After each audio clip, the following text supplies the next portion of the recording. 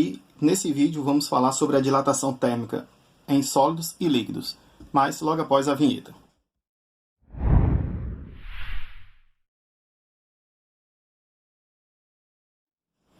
Bom, pessoal, a dilatação térmica ela ocorre tanto em sólidos quanto em líquidos, como o próprio enunciado aqui está dizendo, e ela acontece da seguinte forma.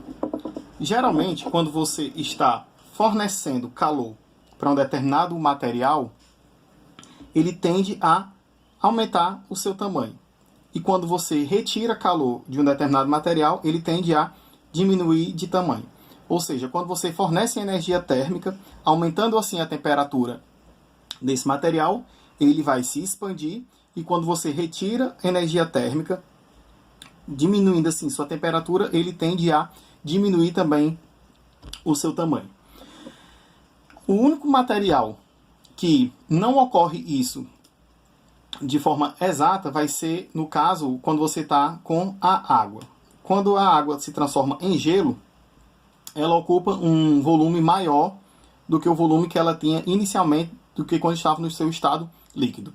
Mas isso ocorre pelo fato de que a água, quando ela se cristaliza, quando ela vira gelo, ela muda a organização das suas moléculas, mudando assim sua forma cristalina, e essa forma cristalina que a água ocupa quando está na fase sólida, quando ela vira gelo, ela ocupa um espaço maior do que quando estava apenas no líquido. Por isso que aqui a gente também separa a dilatação térmica em sólidos e líquidos. A gente não vai considerar você fornecer energia suficiente para o material para que ocorra transição de fase, nem você retirar energia suficiente do material para que ocorra essa transição de fase. A dilatação térmica em sólido só vai ocorrer enquanto, como o próprio nome está dizendo, enquanto você ainda tem o seu material sendo sólido. A dilatação térmica em líquido só vai ocorrer enquanto você ainda está com aquele estado líquido, ok? Então vamos lá. Primeiramente a gente vai estudar aqui a dilatação térmica em sólidos, porque na dilatação térmica em sólidos pode ocorrer de três formas diferentes. Seria ela ocorrer em uma única direção, que a gente vai chamar de dilatação linear, ocorrer em duas direções, que a gente chamaria, aqui no caso, de dilatação superficial ou dilatação diária, e quando você tem esse seu sólido ocupando as suas três dimensões, ele podendo se dilatar nessas três dimensões, a gente teria aí, no caso, a dilatação volumétrica. Como seria aqui um exemplo de uma dilatação térmica ocorrendo em uma única direção? Seria você ter uma barra de um material qualquer, que tem inicialmente um comprimento L0. Você coloca uma fonte térmica nesse teu material, aquecendo ele. Depois de um tempo, ele passa a ter um comprimento final de tamanho L, onde a variação de comprimento, que é dada por L menos L0, ela vai ser proporcional ao comprimento inicial que essa barra tinha. Ou seja, quanto maior for o comprimento inicial dessa barra, maior vai ser a variação do comprimento sofrida por ela para uma mesma variação de temperatura.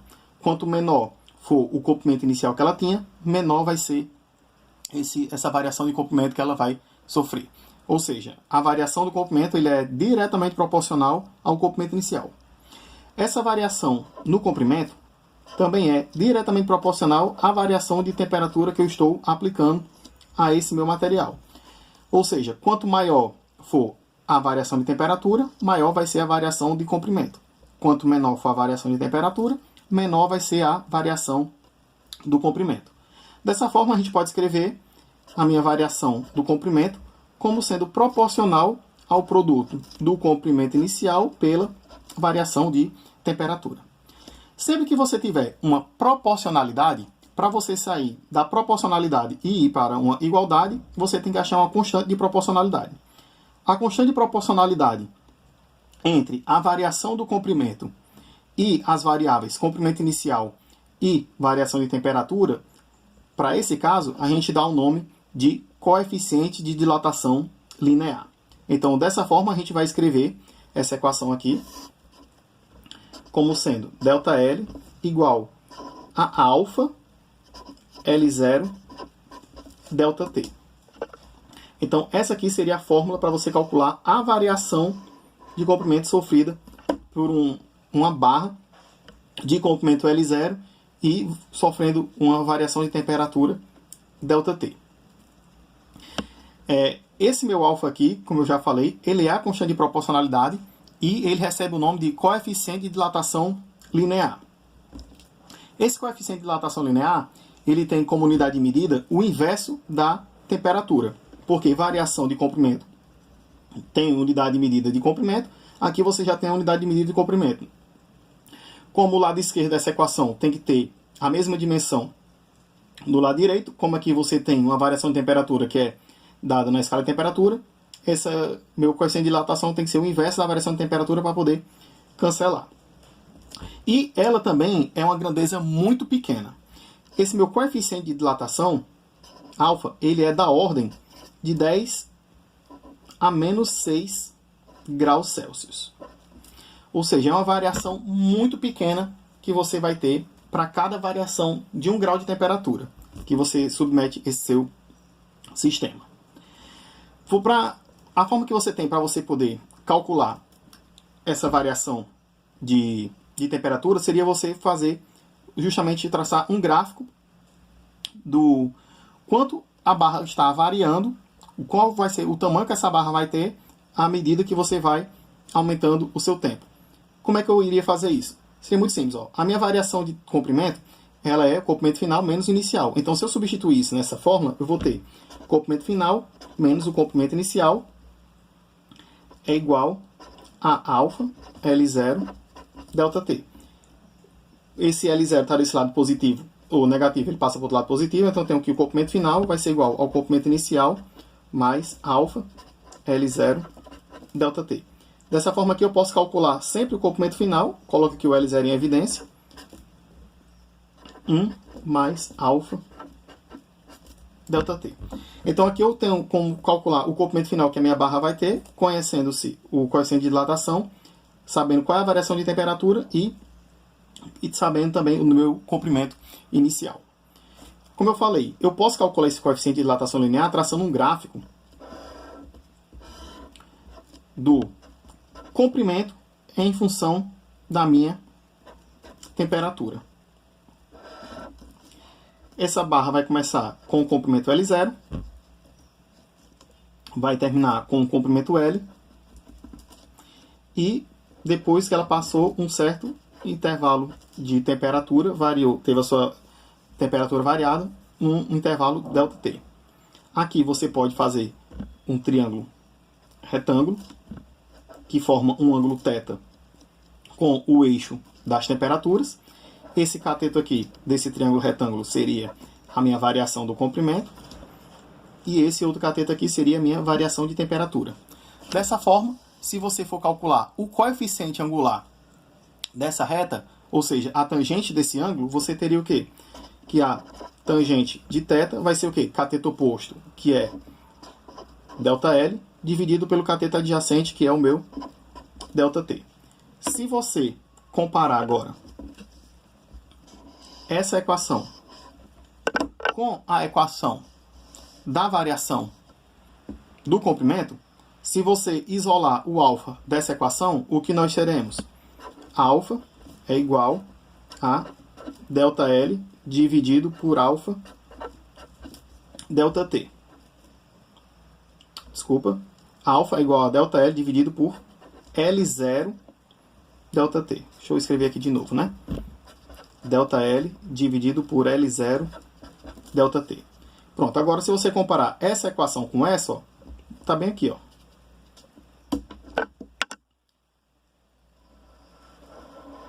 ΔL sobre ΔT, ΔL sobre ΔT. Ou seja, a minha tangente de θ vai ser o produto de alfa vezes o L0. Como o L0 ele é um comprimento que você consegue medir, que você vai ter, então uma informação muito importante desse gráfico do comprimento versus a temperatura é que você consegue, a partir da inclinação desse gráfico, você determinar qual é o coeficiente de dilatação desse material específico que você está trabalhando. Então, aqui você teria essa equação da variação do comprimento e essa equação que você calcula o comprimento final para esse caso da dilatação linear. Quando você for pegar um objeto que ele possa se dilatar em mais de uma direção e você passar a ter a sua dilatação superficial, como por exemplo uma chapa aqui qualquer, ó, o que acontece? Você pode dizer aqui, por exemplo, que ele vai ter uma direção X e uma direção Y, e essa chapa, quando for se dilatar, ela vai se dilatar na direção X e na direção Y. Dessa forma, você poderia escrever essas equações para a direção X e para a direção Y. Dessa forma, você ia ter o quê?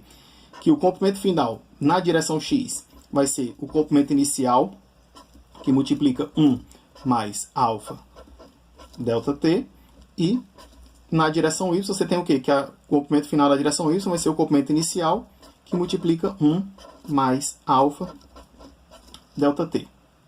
Se você quisesse continuar utilizando essa representação em termos de L, bastava você elevar ambos os lados da equação ao quadrado, que você chegaria na mesma conclusão. Por quê? Porque se eu pegar o produto de x com y aqui, que me dá a área final, ela vai ser igual a quem? A x0, y0, que multiplica 1 mais alfa delta t ao quadrado. Onde esse meu produto de x0 com y0 seria a minha área inicial. Dessa forma, eu teria o quê? Que a minha área final é igual à área inicial, que multiplica. Aí aqui você vai pegar e desenvolver esse produto notável. É o quê? Quadrado do primeiro, 1 ao quadrado dá 1, mais 2 vezes o primeiro pelo segundo, 2 vezes 1, 2, 2 vezes alfa delta t dá 2 alfa delta t, mais o quadrado do segundo, que dá alfa ao quadrado delta t ao quadrado. Uma coisa que a gente tem que observar é o seguinte: esse meu coeficiente de dilatação, ele é da ordem de 10 a menos 6. Quando você eleva ele ao quadrado, você vai ter um número aqui da ordem de 10 a menos 12, que quando você for comparar com os outros termos, ele vai ser muito menor. Então, ele passa a ser desprezado. Ou seja, você considera esse termo ser igual a zero. Dessa forma, você tem o quê? Que a área final é igual à área inicial, que multiplica 1 mais 2 alfa delta t. Agora, esse 2 alfa a gente dá o nome de beta. E a gente pode escrever agora como sendo A é igual a A0, que multiplica 1 mais beta delta t. Essa daqui vai ser justamente a forma que você tem para calcular a área final numa dilatação superficial. E esse beta, que é igual a 2 alfa, passa a ter o nome de coeficiente de dilatação superficial. Você também pode escrever essa equação de forma análoga que você tinha aqui na dilatação linear, para você achar apenas a variação da área, né? Como é que você iria fazer? Aplica aqui a distributiva. Então você teria que a área final vai ser igual a quem? A A0 mais A0 beta delta t. O A0 está desse lado positivo, passa para o outro lado negativo. A menos A0 é quem? Meu delta A. Delta A é igual a A0 beta delta t. E essa aqui seria a fórmula que você teria para calcular a variação da área de um determinado material submetida a uma variação de temperatura ΔT. Por fim, você também poderia fazer agora essa mesma análise nas 3 dimensões. Sendo que agora, nas 3 dimensões, como é que seria? Deixa eu tentar desenhar aqui. Você tem um objeto tridimensional. Você vai dizer agora que ele vai se dilatar nessa direção e nessa direção. Eu vou chamar aqui direção X, aqui direção Y e aqui a direção Z. E você vai fazer essa mesma analogia. Ele vai dilatar a posição final em X, vai ser a posição inicial, que multiplica 1 mais alfa delta t. Na Y vai ser a posição final Y, que é igual à posição inicial, o comprimento inicial em Y, que multiplica 1 mais alfa delta t. E na direção Z vai ser a mesma coisa. Eu vou escrever aqui em cima para poder aproveitar essas contas. Z final vai ser o quê?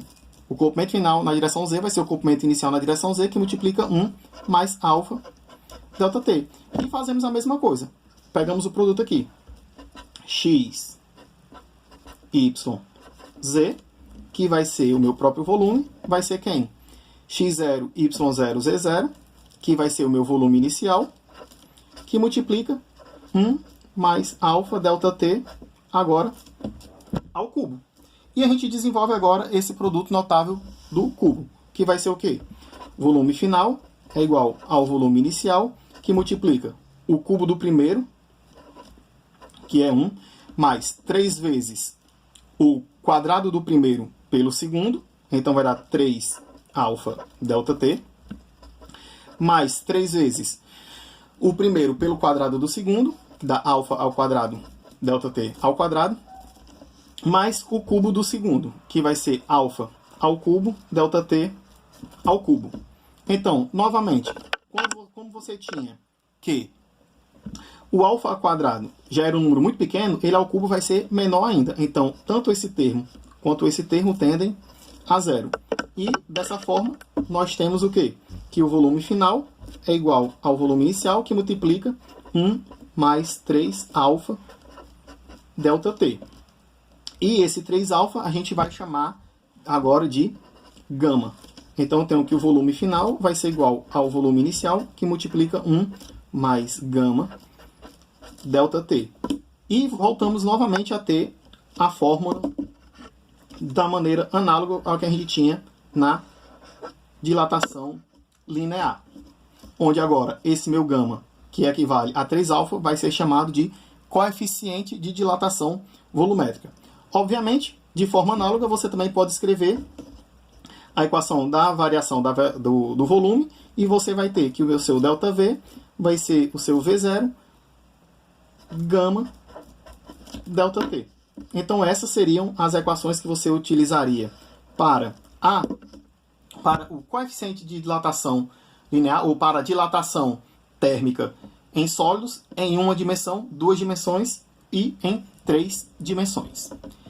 E para os líquidos, professor, como é que seria, então, a diferença quando você for calcular a dilatação térmica em líquidos? Em líquidos vai ter apenas uma pequena diferença. Quando você for analisar um líquido, esse seu líquido ele não vai ter como dilatar em uma única direção. Esse seu líquido sempre vai ocorrer uma dilatação volumétrica. Então, a única fórmula que você vai utilizar quando você estiver tratando da dilatação em líquidos vai ser que ΔV é igual a V0 gama delta T, ou que o V é igual a V0, que multiplica 1 mais gama delta T. Onde esse meu ΔV aqui vai ser justamente a minha variação volumétrica real. Por que eu vou dizer assim real? Porque é o seguinte, para você poder aquecer um líquido, esse teu líquido vai estar num recipiente cheio desse teu líquido. Aí você coloca esse recipiente aqui numa fonte térmica. Você vai aquecer esse recipiente para poder aquecer o teu líquido. Quando você está aquecendo o recipiente para, consequentemente, aquecer o seu líquido, tanto o recipiente quanto esse líquido vão se dilatar. Então, na realidade, se você tiver esse teu recipiente graduado, quando você fosse analisar o volume final que estaria sendo marcado, não seria, de fato, o tanto que esse volume, de fato, dilatou. Porque o seu recipiente dilatou junto. Ou se você colocasse aqui nesse recipiente um escapezinho para você poder coletar o quanto de volume ele iria derramar. Então, você teria aqui, no caso, um volume aparente. Vou chamar aqui ΔVA de aparente. O que você achou que ele de fato dilatou, quando na realidade ele dilatou mais do que isso. Por quê? Porque o teu recipiente também dilatou. Você também teve uma variação no volume do teu recipiente. Então, para os líquidos, você só vai ter que se atentar a esse detalhe. Onde esse meu, como a fórmula que a gente tem para a variação de volume é essa, a variação do volume aparente que a gente teve, a gente pode colocar também como sendo o seu V0, agora um gama aparente, ΔT, e o teu recipiente também vai depender do quê? Do volume inicial dele, vezes o gama do teu recipiente, ΔT. E como é que seria, no caso, então, a variação do volume real desse seu líquido? Muito simples. Se ele dilatou o tanto que o recipiente dilatou, mais o tanto aparente que ele dilatou, a variação do seu volume real do líquido, eu vou chamar aqui de VL, ele vai ser justamente a soma da variação do volume aparente mais a variação do volume do teu recipiente. A partir daí, se você substituir essas equações, essas fórmulas nessa equação, você vai ter o quê? Gama V0 ΔT é igual a gama aparente V0 ΔT mais o gama do recipiente V0 ΔT. Você aqui no caso pode simplificar toda essa equação por V0 ΔT. E aqui você teria o quê? Que o gama, que é o coeficiente de dilatação volumétrico do seu líquido, vai ser igual a quem? Ao gama aparente do líquido mais o gama do teu recipiente. De outra forma, se você isolar aqui o gama aparente, você vai ter o quê? Que o gama aparente vai ser o gama real do líquido, o gama do líquido, menos o gama do recipiente.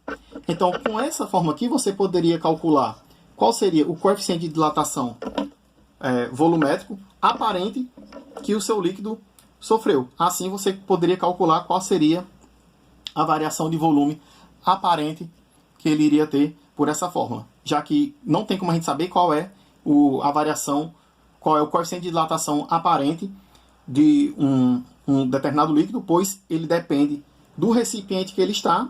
Não tem um valor fixo para todo líquido, vai ter esse gama aparente. Como você vai ver aqui, ó, o gama do líquido vai ser sempre o mesmo, mas depende do recipiente. Se eu estiver calculando isso num recipiente de vidro, o meu gama aparente vai ser um. Se eu estiver calculando um recipiente de alumínio, meu gama vai ser outro. E por aí vai. Bom, pessoal, o vídeo de hoje vai ficando por aqui. Espero que vocês tenham gostado. Não esqueça de se inscrever no canal, deixar o seu like.